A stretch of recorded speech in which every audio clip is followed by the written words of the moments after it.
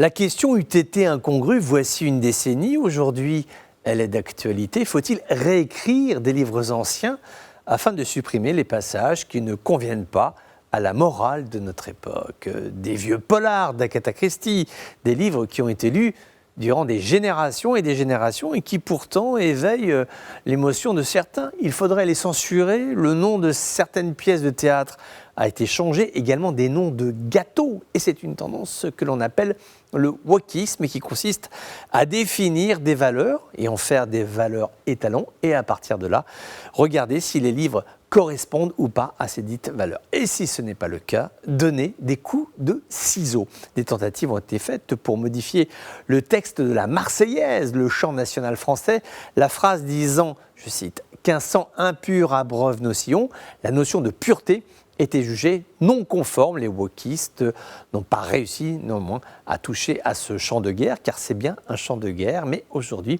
il y a cette tendance réelle à réécrire les textes anciens. Comme chaque mouvement, le wokisme a ses détracteurs. Il y a des humoristes, des libres penseurs, également des comédiens célèbres. C'est le cas de Tom Hanks, qui aujourd'hui dit attention, parce que si demain cette tendance se généralise, beaucoup de livres vont être brûlés. Certains ouvrages sont monstrueux, pour le dire clairement. Mein Kampf de Adolf Hitler, qui pose les jalons du délirium nazi qui a ensanglanté l'Europe et propagé la guerre aux quatre coins du monde. Ce livre a une valeur historique, car il témoigne de la folie d'un homme et d'un régime dont nous conviendrons tous qu'il faut s'en éloigner le plus possible. Lire Mein Kampf n'est pas adhérer à cette idéologie, c'est essayer de comprendre une période douloureuse de l'ère contemporaine.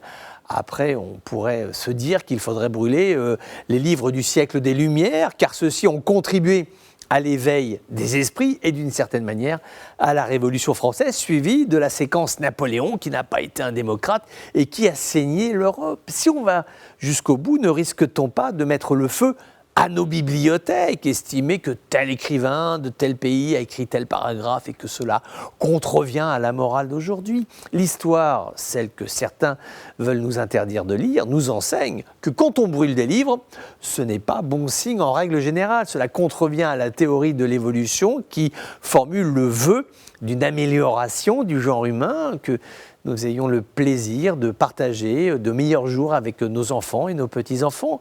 Vivre libre, tout simplement, vivre libre de penser et de faire ce que l'on veut, tout simplement.